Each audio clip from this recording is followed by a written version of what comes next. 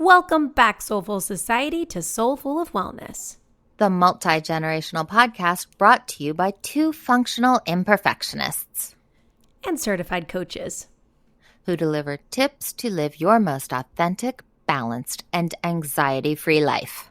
Welcome back, Soulfuls. This is Kit Noonan, and this is Soulful of Wellness. Good morning, it's Kaelynn Serena, and welcome back. If you're new, don't forget to hit that subscribe button so you don't miss a week of wellness goodness. Let's get into it.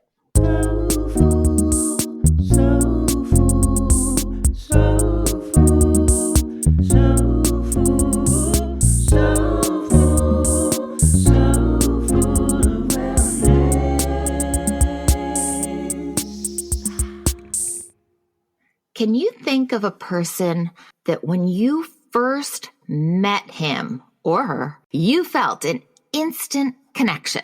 Most likely someone specific comes to mind because it's very rare that someone has the skills that we're about to talk about in today's episode. So of course it's going to stand out in your memory. It's so rare, but it feels so good. Oh, good. To make that real connection. Today's episode is for you if you're feeling a little bit anxious about re-entering the social world. Maybe you feel a little bit disconnected, or maybe you're feeling a little bit anxious about meeting new people or being in settings with large groups. Well, today we're going to give you some tools to be able to mitigate that anxiety, strengthen relationships, and build new ones. You'll get to hear about leveling up your listening, how to be a good conversationalist, how to be a good friend, and how to build stronger connections. It's interesting when you think about feeling anxious, entering like a big social situation, you're so focused on the self. What are people going to think of me? What if I say something awkward or do something, or I don't really want to talk to anyone? It's just this constant focus of the self. I think that happens to everyone, whether you have any degree of social anxiety or not. Yeah. You're thinking, what about this? What'll I do for this? How will it feel when I... And of course, that is exactly the nature of anxiety. It's all those what if worries. And really, I feel like one of the golden nuggets that we're going to get into today is this idea of taking the focus and that sort of microscope off of you and shifting it towards putting your energy towards someone else. And you'll start to see the anxiety melt away as you practice these listening skills we're going to talk about, because you're not so hyper-focused on yourself. The weight of it, the responsibility of a good, free-flowing conversation isn't on you anymore. Feel that weight lifting off when you realize the responsibility is not all on you. Yeah. The key to forming a strong connection is being a good listener. Totally. That's why the first question that you said earlier, I really feel like we can all picture someone specific. They stick with you. I can think of the person where you feel valued, you feel heard, and you feel lighter and happier when you walk away. You're like, wow. Yes. This person was really interested in what I had to say and me as a person. I'm picturing the car ride home where you just have those happy feelings. It's hard to even pinpoint, but you're thinking, where have you been all my life? And so today we're going to talk about how to be that person for other people. They're going home in their car ride thinking about you and what a good impression that you made. And so this is going to eliminate so much of that anxiety that you might be experiencing. And like you said earlier, Kit, the pressure is off during the free-flowing conversation. So I'm excited to get into what tools exactly you can use to be able to handle conversations like a boss. Exactly. Leveling up your listening, because being a good listener is the key to, it sounds obvious, people feeling heard, feeling like they're being seen for them. And it's not about those perfect follow-up questions. Yeah. It's about holding the space and giving the platform for the person to feel free to share, feel comfortable sharing, and want to tell their true stories. Maybe not the pretty party version of stories, but getting real, getting honest. I feel like I have like two thoughts at once right now. One of them is this is going to build a lot of confidence because you're going to feel pretty calm. The opposite of anxiety, right? You're going to feel confident in your conversation skills. And then I'm also thinking of this idea of what does everyone really want? They want to be heard. When you're in a group setting with a bunch of friends, we're all talking over each other. It's crazy. It's loud. It's because you finally have a bunch of ears, I guess, to receive your thoughts and your beliefs and your feelings. Right. Everyone wants to feel like they matter. Other people are interested. Everybody wants to feel like they mean something. One of the keys to building a strong union is to let that person know you're really listening because you genuinely care about what they have to say. For sure. And that's easier than it sounds because it goes back to being receptive, being an attentive listener who shows through your body language and your eyes and your quiet that you care, you're listening. You're a safe landing board. Ooh, I like that. You're a safe landing board. Well, because you're providing that space for that person and it feels good. It makes you feel confident and it makes you feel good in turn. So right. We're going to talk about two different levels of listening. And the first is level 1 listening. And this is sort of what not to do. Not to say there's not a time and a space for this. Exactly. Level 1 listening. In level 1 listening, you're putting yourself into everything you say. You can picture this conversation. Kaelynn and I are standing in a gathering, having a conversation. Maybe we are forming a connection by sharing personal stories from our past. That me too moment, like, oh my gosh, I know. One time I know exactly what you're talking about because there was this time when and you're basically just waiting for your turn to talk.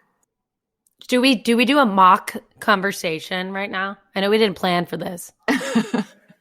We could. So let's say I have met Kaelynn a couple times socially, but we've never hung out one-to-one. And I see her at this gathering and I walk over and I say, hey, Kaelynn, how are you doing? I'm trying to be a good conversationalist here. So I'm going to ask you about yourself. And I'm going to say the last time we were talking, you were hoping to get that promotion at work. How did that go? Oh, it's been definitely tough. Work's been so stressful. And I just have this one coworker who's always in my ear, budging me about the promotion. And I still haven't heard back. Oh my gosh, I'm so sorry. I know how tough that can be because I went through this 2 years ago, right before quarantine. I was going through something so similar and I had that coworker too. I get it. Yeah. End scene. Yeah, end scene. End scene. So you can see I was trying to do the things that I know good conversationalists do. I ask the other person about herself. I follow up with a related story that shows empathy. I'm trying to make her feel heard. I'm saying, gosh, I get it. I'm being emotive. I know that's tough. That was still a level 1 conversation. You'll notice too that Kit, for example, in that conversation, she might go on a complete tangent then, and she might just run with it and take the floor and just completely almost steer the conversation in a direction towards her and her experiences, which again can be fine in certain settings. But what we're really talking about is you're listening to someone and in your brain, you're trying to figure out how you're going to respond while they're talking. Let's say they bring something up about not getting the promotion and immediately you think about the time that you didn't get that promotion. Mm-hmm. Instead, which we'll talk about level 2 listening in a second, instead of really intaking what they're saying and getting curious to learn more, you're thinking about how you're going to respond and exactly how you relate to that situation.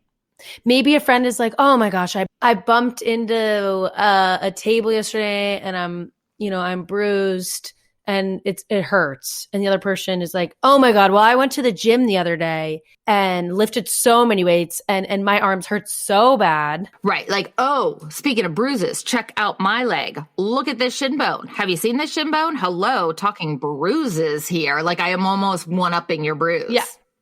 Yeah. And I don't mean to. My intention is to build a connection with you. Look, we're both bruised. The reality of it is, However, you feel one-upped by my big line of bruises on my shin bone. Mm-hmm. So it kind of had the opposite impact on you. Mm-hmm. When we were having our mock conversation, even though it was a pretend conversation, my brain was doing the level 1 thing where as soon as you mentioned the coworker, I half checked out of what you were saying. I was half listening to you, but I was also half remembering and planning for how I was going to tell you about how something super similar happened to me 2 years ago. Right. So I had disconnected from receiving the information you were giving me, and I was now into myself and my own memories. And that's a key of level 1 listening, and a big tell sign. You'll know when you're doing it when you are thinking through your own memory banks. Exactly. That's the way to catch yourself, because we're all human. We do it all the time. It's more the natural tendency than not to level 1 listen.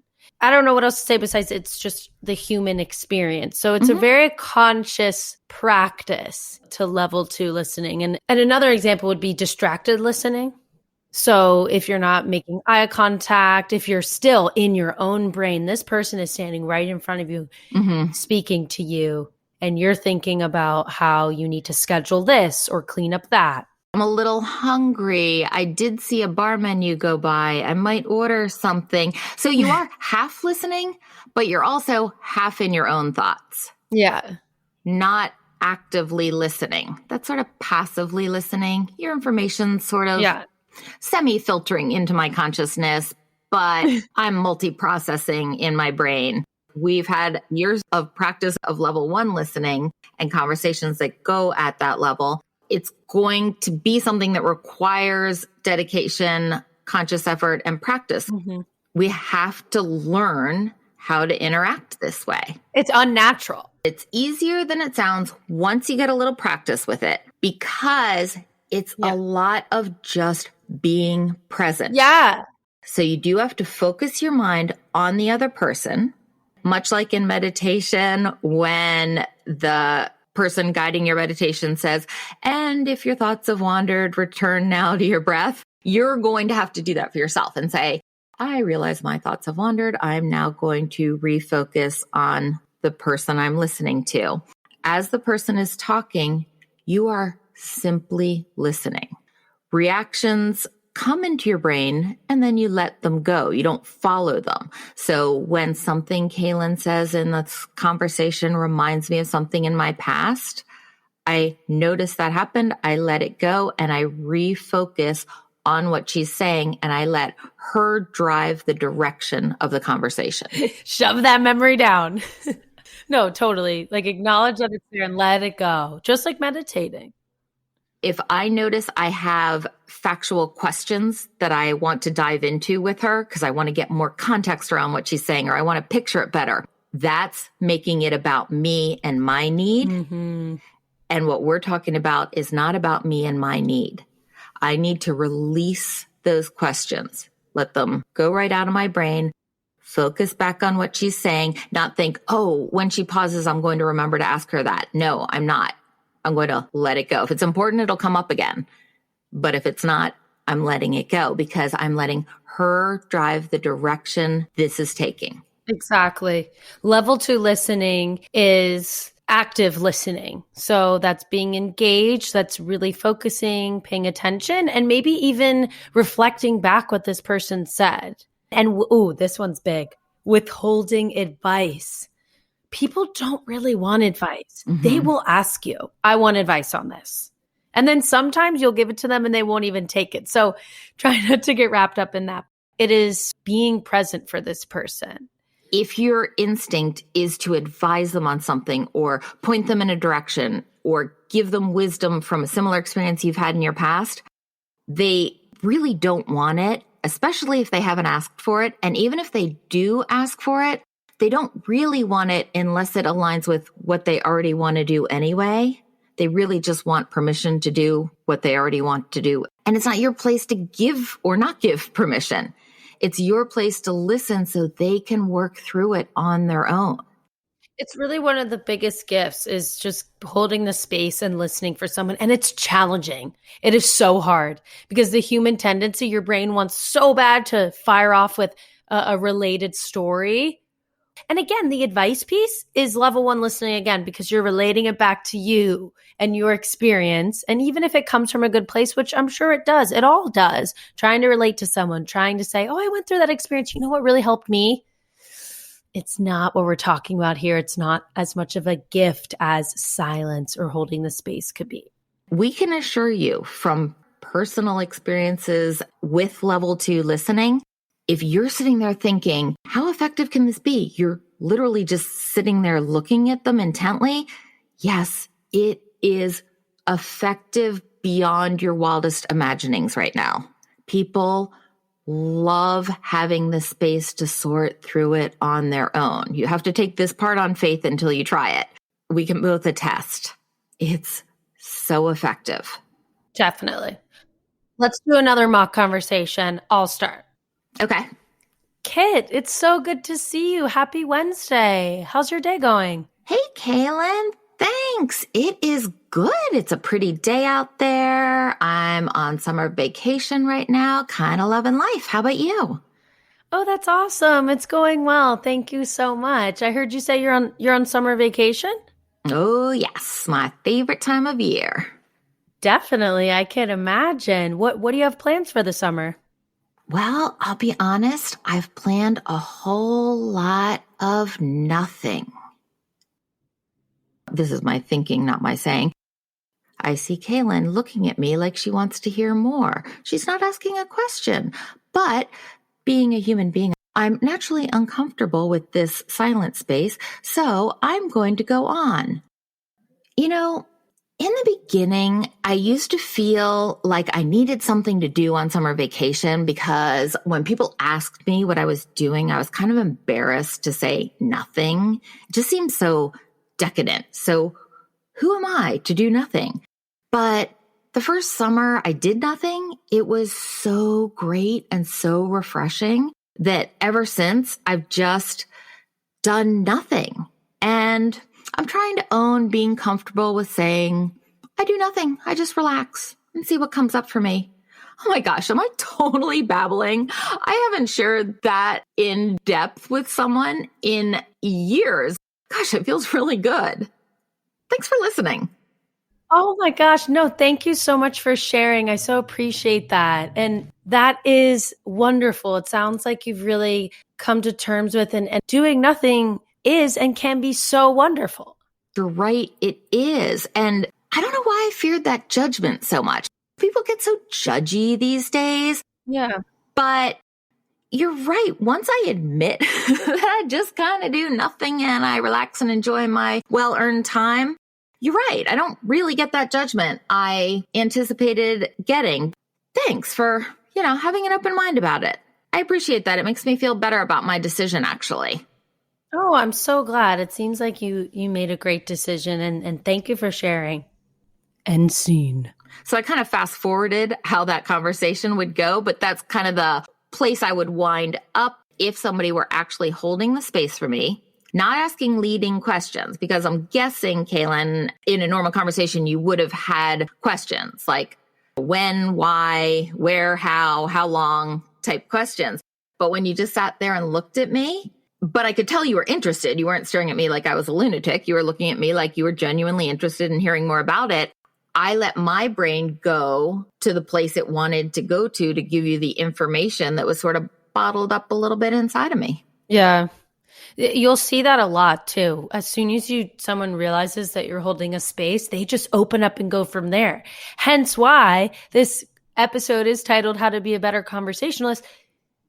Think about how much anxiety you'll have. Zero. They are running the show. They are running the conversation. You are just being present there, holding your cocktail or your little hors d'oeuvre at the party. And the other thing I noticed you did at your level 2 listening that I need to highlight is you were non-judgmental. You just held the space. And then when I wrapped it up, you didn't say, oh, I like that, or don't like that, or offer a judgment. You just observed that it seemed like a good thing for me. Mm-hmm. You reflected it back onto me. You didn't attach your personal goals to it. You didn't attach anything about you. You just reflected back that it appeared to make me quite happy, which to me sounded really good because it was what I wanted to hear. I wanted to hear that I was doing the right thing. Yeah. I think a lot of level 2 listening also has to do with simply being curious as well, and just focusing on the other person as much as you can. And this will build a stronger bond or make a good first impression. And that's just priceless. All right. How do you know that you're level 2 listening, right? So you can catch yourself at level 1 by realizing that your brain is constantly going to, how does this relate to me in my experiences? For example, if Kit talked about summer vacation, maybe I would be like, oh, I'm so jealous. I wish I had a summer vacation. Or, oh my gosh, my favorite summer ever was. And then tell me about your great summer vacation. Yeah. So how do we know that we're listening at level 2? So here are some telltale signs. You've learned something about this person, like really learned something. Right. And when you say about this person, not just about this experience the person had, but about the person, about my core values or what matters to me. Not just the concrete details of a specific situation I experienced. Right. Okay. There's also another sign that is just wonderful. You'll see this person light up at some point in the conversation. Like you really touched them in some way emotionally, and they're excited to talk about whatever. And again, let them run the show. You don't even have to worry about what you're going to say next. That moment where they dig a little deeper. Yeah. They know the story they're telling. They've told it before. They're relaying facts. But that moment where I kind of dug underneath and got to, why is this time so important to me? Or why did I used to feel ashamed about sharing that I was doing nothing all summer? Mm-hmm. And that was the moment where I thought, wow, this is different. This feels different. This isn't the same conversation I've had many times in the past. This conversation is a little different. This person I'm having the conversation with is bringing out something new in me. And I like that. Mm-hmm. You mentioned curiosity. Being curious is such a solid characteristic for genuine opening the platform to people to go the direction they want to go. So when you have those questions, those concrete questions with specific answers, those are the questions you need to let go. You can further the conversation, sometimes without questions, by saying things like, go on, tell me more. Or just open-ended, vague questions that give the person the platform to go the direction they want, not the direction your brain was already thinking. The go on, tell me more is the easiest tool to use. Mm-hmm. And it works. And the people want to go on and they want to tell you more. They just know in their brain they'd been talking for a few minutes, and in a typical level 1 conversation, it's now the other person's time to talk. So they were trying to be courteous and let you say your thing, but they really did have more to say and want to go on. So they love when you give them permission. When you say, go on, they're like, well, I think I will. Exactly. If you enjoyed today's episode, leave us a review, let us know, or email us at sfowpodcast@gmail.com, which you can find on our website, www.soulfulofwellness.com. Don't forget to hit that subscribe button to join us every Thursday for more wellness goodness. Thanks for joining. Peace, love, and light. Peace, love, and light. The Soulful of Wellness hosts are certified health and wellness coaches. This podcast is intended to inform and entertain listeners on their wellness journey. This podcast is meant to enhance, not replace, listeners' care from doctors, therapists, or other medical providers. Soulful.